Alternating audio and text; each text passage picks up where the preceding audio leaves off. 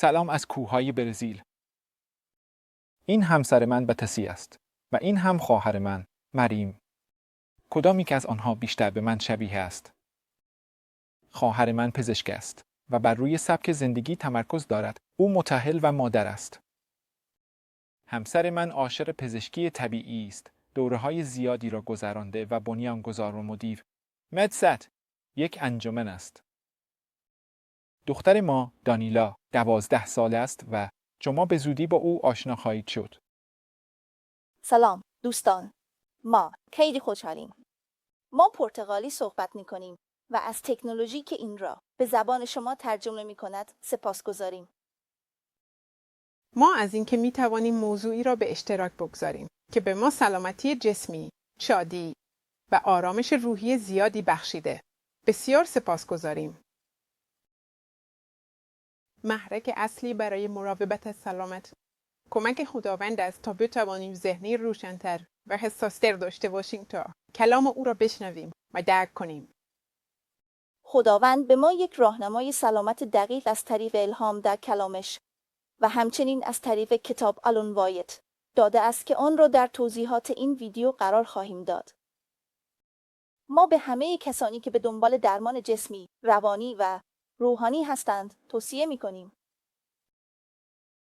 8 داروی طبیعی خدا شامل تغذیه، ورزش، آب، آفتاب، اعتدال، هوای پاک، استراحت و اعتماد به خداست.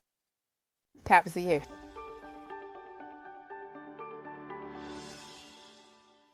پس مریم درباره اصول تغذیه صحبت کن. صرف‌نظر از فرهنگ و عادات غذایی خاص هر کشور، شما می توانید آنچه را که مضر است تنظیم، تغییر یا متوقف کنید. و یک پیشنهاد، تغییرات ناگهانی برای خانواده ایجاد نکنید. از خدا بخواهید که به شما حکمت بدهد تا تجربه مثبت و یادآوری‌های انگیزشی داشته باشید. چند تا دستور پخت رو امتحان کن و به تدریج مفاهیم جدید رو وارد کن. چند اصل پایه. پیدایش ساعت 1:29 یک منوی کامل و تازه از دستان خالق به ما می دهد.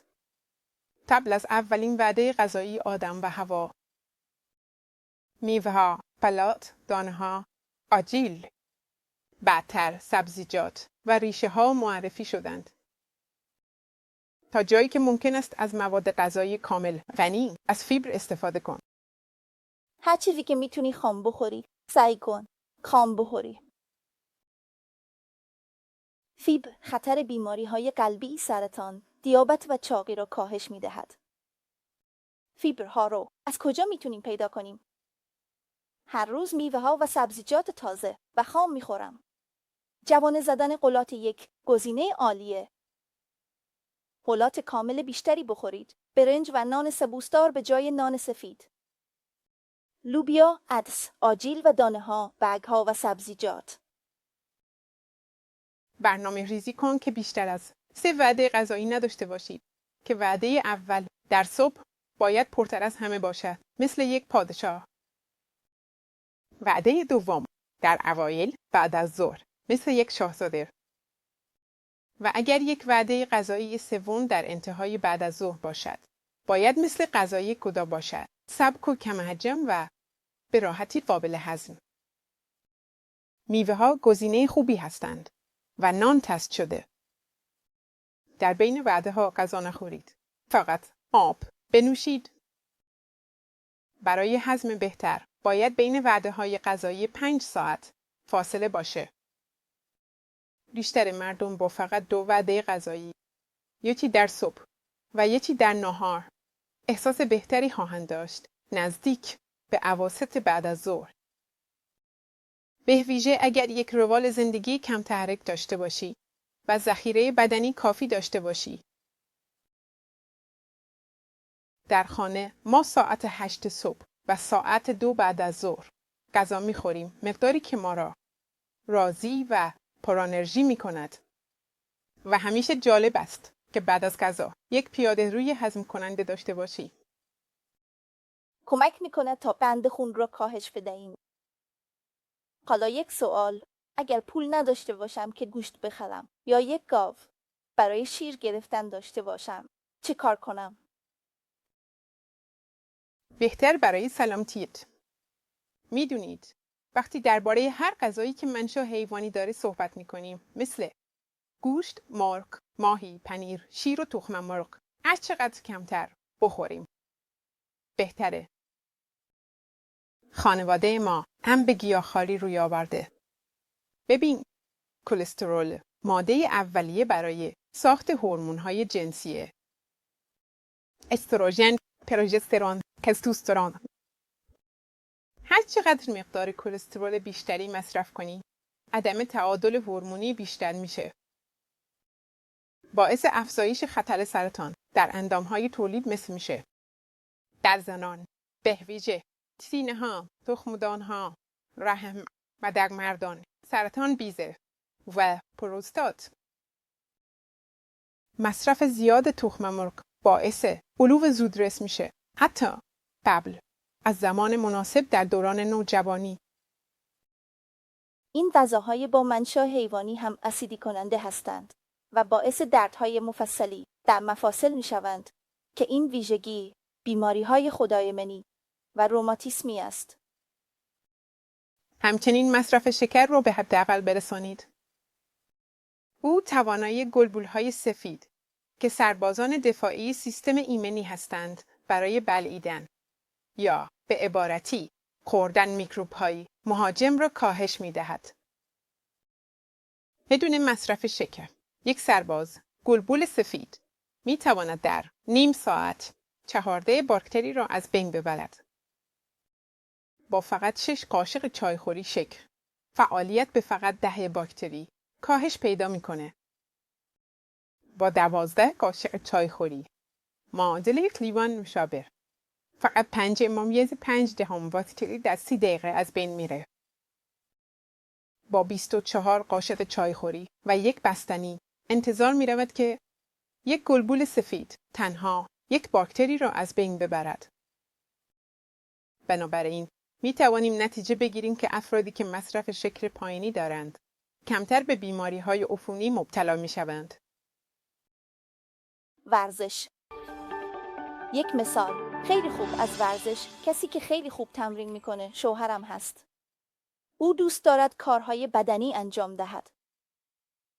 بعد از اینکه او مهندسی را در سوئیس مطالعه کرد، به برزیل آمد و حالا درختان موز زیادی میکارد. از جوانی وقتی 14 ساله بودم دوست داشتم بدوم، دویدن و ورزش کنم.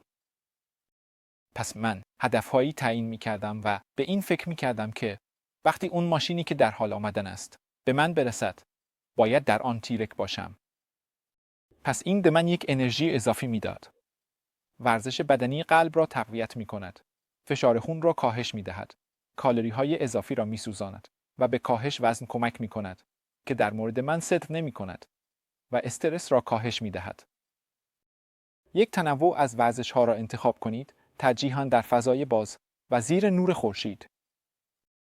آغاز کنید به آرامی و به تدریج افزایش دهید، اما باید به طور منظم باشد. حداقل 30 دقیقه در روز. عرق کنید و قلبتان تند بزند. ورزش واقعی. یا اگر ورزشی سنگین تر باشد، می تواند 2 یا 3 بار در هفته باشد. در سوئیس، جایی که در جوانی زندگی می کردم، باران زیاد می بارید. بنابراین من دوست داشتم به استخر سرپوشیده بروم و شنا کنم. اما در فضای باز، زیر نور خورشید، در باغ و مشغول فعالیت‌های مفید، بسیار پاداش دهنده است.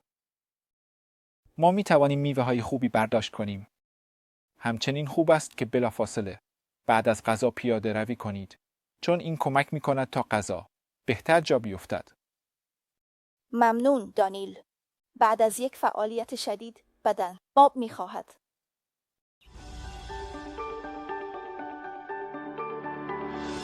پس میریم مزایای این دارو را بیان کن.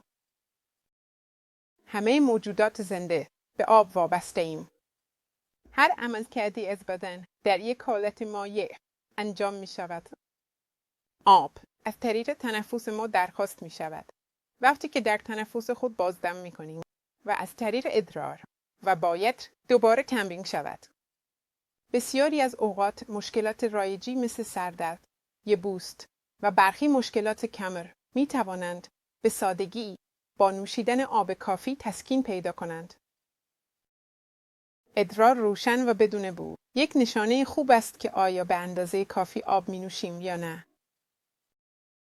برای یک بزرگسال 2 لیتر در روز حداقل است. اخیراً مصرف آب خودم را به 3 لیتر افزایش دادم و این باید بعد از 2 ساعت از غذا خوردن تا نیم ساعت قبل از وعده بعدی مصرف شود. این روال رو دوست دارم.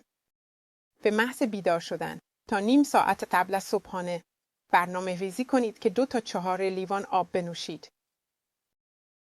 بین صبحانه و ناهار 2 تا 4 لیوان دیگه. و 2 ساعت بعد از ناهار دوباره شروع به نوشیدن کن. سعی کن آخرین لیوان رو خیلی قبل از خواب بنوشی تا شب خیلی مختل نشه. و استفاده از آب بیرون چطور میریم؟ فکر میکنم این موضوع است که تو دوست داری. آب سرد. بله، اما بعد از چند دقیقه حمام در آب خیلی گرم. در نهایت حمام روزانه هر زمان که ممکن باشد بسیار انرژی بخش است و دوست دارم حمام متضاد را تشویق کنم با چند بار تعویض آب گرم 2 تا 3 دقیقه و آب سرد که این باید کوتاه‌تر باشد از نیم تا 1 دقیقه. ما این کار را روزانه با دخترمان از زمان نوزادی انجام می دهیم و این خیلی به دفاعهای سیستم ایمنی کمک می کند. در روزمره ما به تعویض گرم و سرد محدود می شویم. اما به محض اینکه اولین نشانه های عفونت را دیدیم، تعویضها را افزایش می دهیم. یک ماساژ با روغن گیاهی روی بدن انجام بده، به خصوص در ناحیه کمر. این تحریک مکانیکی هورمون‌های شادی را آزاد می کند. لو سالار دانیلا.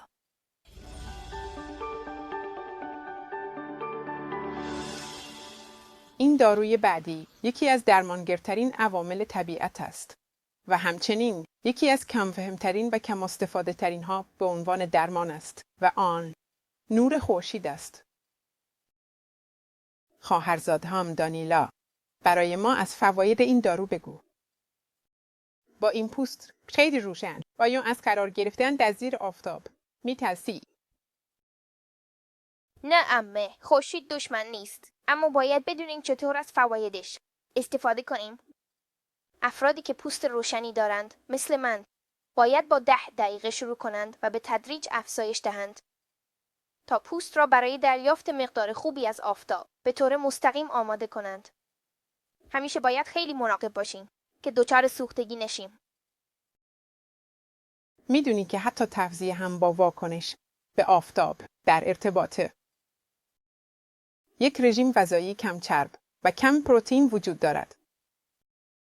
تحقیقات با خرگوش‌ها انجام شد که در آن بخشی از آنها را به یک رژیم غذایی از سبزیجات خام و گروه دیگر را با خوراکی‌های پرچرب و پروتئین حیوانی تغذیه کردند. پس هر دو گروه را در معرض اشعه‌های فرابنفش قرار دادند و خرگوش‌هایی که رژیم غذایی چرب داشتند دچار سرطان پوست شدند. اما خرگوش‌هایی که رژیم غذایی سبزیجات خام داشتند محافظت شدند. افرادی که رژیم غذایی پرچرب دارند سریعتر دچار سرطان پوست میشوند. چه ناراحت کننده. اما خیلی جالبه. خرگوش ها هم از یک رژیم غذایی غنی از فیبر با الفا کاه بهره مند میشوند. و یک جنبه مهم دیگه اینه که چشمها باید طیف کاملی از نور رو دریافت کنن.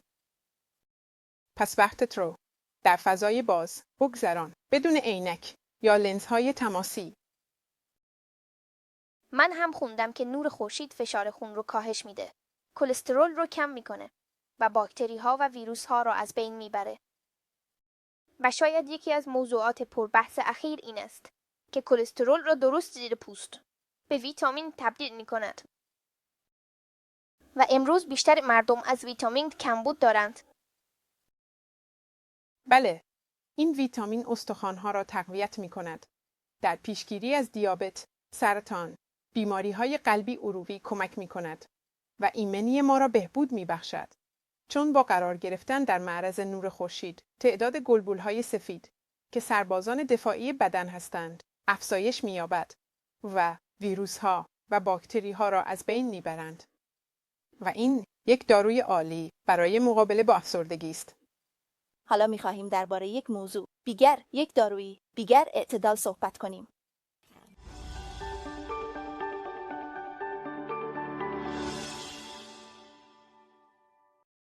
اعتدال به تعریف خودداری از هر چیزی است که مضر است و استفاده متعادل از آنچه خوب است. نه تنها در تغذیه یا قرار گرفتن در معرض آفتاب، بلکه در تمام عادات. سیگار تقریباً به هر ارگان بدن شما آسیب می‌زند. بیشتر تصادفات رانندگی شامل مصرف الکل هستند. کسانی که نوشیدنی الکلی مصرف می‌کنند، شانس بیشتری برای استفاده از مواد مخدر غیرقانونی دارند. قهوه، یک ماده مخدر، محبوب و قانونی است و البته اعتیادآور. عادت‌های قدیمی رو با عادت‌های بهتر جایگزین کن. از خانواده و دوستان حمایت بگیرید. به قدرت خدا برای پیروزی اعتماد کن. هوایی خاله.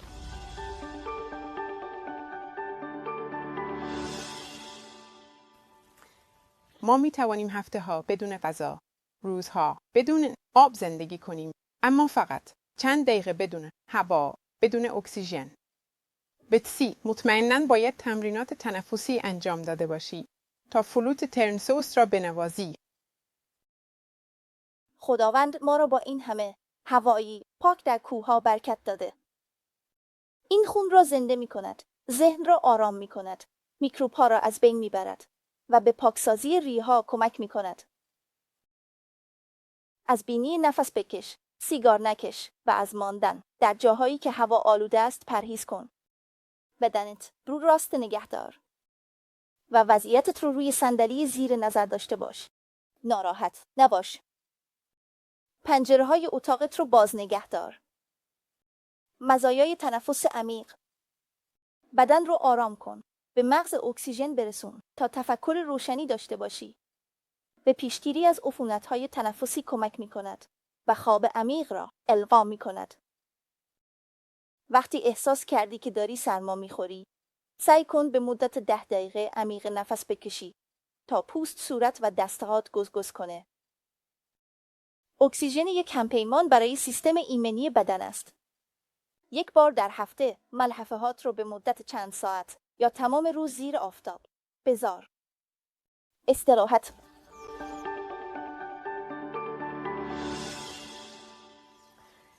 میدونی راز؟ یک ماسک صورت خیلی موثر چیه؟ یادداشت کن. یک شب cold call. دیگه چه خبر دانیلا؟ تو نیازی نداری که دراز بکشی و بخوابی تا بتونی استراحت کنی. فقط یک تغییر در روال، انجام دادن چیزی متفاوت از فعالیت قبلی به آرامش کمک میکنه. پس حمل سنگ‌ها بعد از یک کلاس سنگین ریاضی آرامش بخش است. دقیقاً. بعد از حمل سنگ‌ها میتونی با خوندن یک کتاب استراحت کنی. پس تغییر بین کار بدنی و ذهنی یکی از راه هاست. همچنین قدم زدن در زیبایی یک جنگل بعد از یک استرس شدید. این رو دانیلا در روال مطالعات به کار ببر. یک استراحت بکن. یک پیاده روی برو، آب بنوش. از آفتاب و هوای تازه استفاده کن و تمرکز و حافظهات تازه میشه. حالا درباره خواب شب چند توصیه. هر شب 7 تا 8 ساعت بخواب. مهمه که با معده‌ای که دیگه هضم کرده دراز بکشی. زود بخور حدود 2 تا 3 ساعت قبل از خواب و غذا سبک. و همچنین خواب در شب شیرین تره وقتی که با فعالیت بدنی همراه باشه. کسانی که در طول روز عضلاتشون رو تمرین میکنند شبها به خوبی دارن. سلیمان حکیم میگوید خواب کارگر شیرین بست چه کم بخورد و چه زیاد. اما وفور ثروتمندها نمیذاره بخوابن. همچنین داشتن وجدان راحت و در صلح بودن با همه. جالب اینجاست که همه داروها به هم مرتبط هستند. هیچ چیزی از الکل، سیگار و کافئین. پنجرها رو باز کن و بگذار هوایی تازه بیاد تو. در تنظیمات گوشی یا اپلیکیشن خود صفحه‌تان را کمی قرمزتر کنید که این باعث کاهش نور آبی می شود. هرچه کمتر در گوشی یا صفحه نمایش دیگری قبل از خواب بمانید بهتر است. قبل از خواب 20 دقیقه از کتاب مقدس را بخوانید چون این کار از کابوس‌های شبانه جلوگیری می‌کند. نورهای اتاقتان را کم کنید، به ویژه نورهای سفید و آبی. از خدا بخواهید که خوب بخوابید. خواب خوب خیلی مهمه. چابکی و خلاقیت روز را افزایش می‌دهد. خطر تصادف در جاده را کاهش می‌دهد. توانایی یادگیری و حفظ آنچه را که آموختهایت افزایش می‌دهد. و توانایی مقابله با درد را بهبود می‌بخشد. ضروری است که هر هفته یک روز استراحت داشته باشید و داشتن یک دوره تعطیلات سالانه خیلی کمک می‌کند. دوباره در تعطیلات بیا پیشم دانیلا. برنامه‌ها آماده است. اعتماد به خدا.